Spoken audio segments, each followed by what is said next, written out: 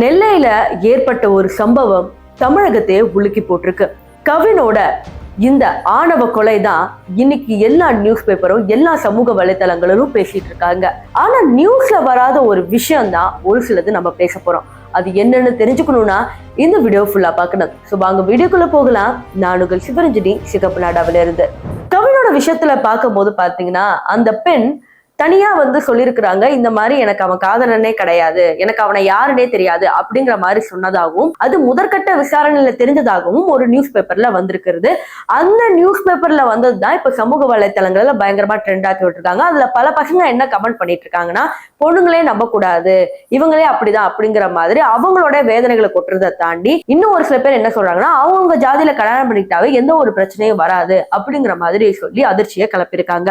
எல்லாரும் எங்க ஜாதியில இப்படி ஒரு கொலை நடந்திருக்கே, இது ஒரு ஆணவ கொலை அப்படின்னு எல்லாரும் சங்கடப்படுவாங்கன்னு பார்த்தா எல்லாருமே ஜெண்டர் வச்சு பேசிட்டு இருக்காங்க. ஜாதியிலே கல்யாணம் பண்ணிக்கோங்க சொன்னா கேக்குறீங்களா அப்படிங்கிற மாதிரியே பேசிட்டு இருக்காங்க. இது மக்கள்கிட்டே இப்படி இருக்கே அப்படின்னு நினைக்கும் போது ரொம்ப கஷ்டமா இருக்கு. இதெல்லாம் ஒரு பக்கம் இருக்கும் போது காலையில வேற ஒரு செய்தி வருது. அதாவது அந்த பெண் கவினிடம் மெசேஜ் பண்ணிருக்காங்க, இந்த மாதிரி அண்ணன்ட்ட சொல்லிட்டேன், எல்லாமே ரெடி, நம்ம கல்யாணத்தை பத்தி பேசிடலாம் அப்படின்னு நல்லா பேசிட்டு அடுத்த மெசேஜ்ல அவங்க என்ன சொல்லியிருக்காங்கன்னா, நான் யாரை கல்யாணம் பண்ணிக்கிட்டாலும் குழந்தை மட்டும் உன்கிட்ட தான் பெத்துப்பேன் அப்படிங்கிற மாதிரி அவங்க மெசேஜ் பண்ணதான் காலையில நியூஸ்ல எல்லாம் மிகப்பெரிய பரபரப்பை ஏற்படுத்தி இருக்கிறது. அப்ப முன்னாடியே இந்த பெண்ணுக்கு தெரிஞ்சுதான் இது நடந்திருக்குதா அப்படிங்கிற மாதிரிதான் மக்கள் கேள்வி கேட்கிறாங்க.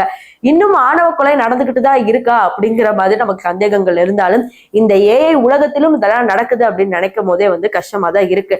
நார்த் இந்தியால பொதுவாகவே பாத்தீங்கன்னா நம்ம மக்கள்லாம் குறை சொல்றது என்னன்னா, அங்க ரிலீஜியன் வச்சு பெருசா பேசுறாங்க, மதங்களை வச்சு மட்டுமே அரசியல் பண்றாங்க அப்படிங்கிற மாதிரி சொல்றாங்க. ஆனா உண்மை என்னன்னா, நம்ம சவுத் இந்தியா தமிழ்நாட்டுல இந்த மாதிரி ஜாதியை வச்சு அரசியல் பண்றதும் ஜாதியை வச்சு ஆணவ கொலை செய்யறதும் இருந்துகிட்டு தான் இருக்கு அப்படிங்கிறது தமிழக மக்கள் ஏற்க மறுக்கிறாங்க அப்படிங்கிறதும் ஒரு உண்மை. சோ இந்த விஷயத்துல உங்களுடைய கருத்துக்களை கீழே கமெண்ட் செக்ஷன்ல பதிவிடுங்க.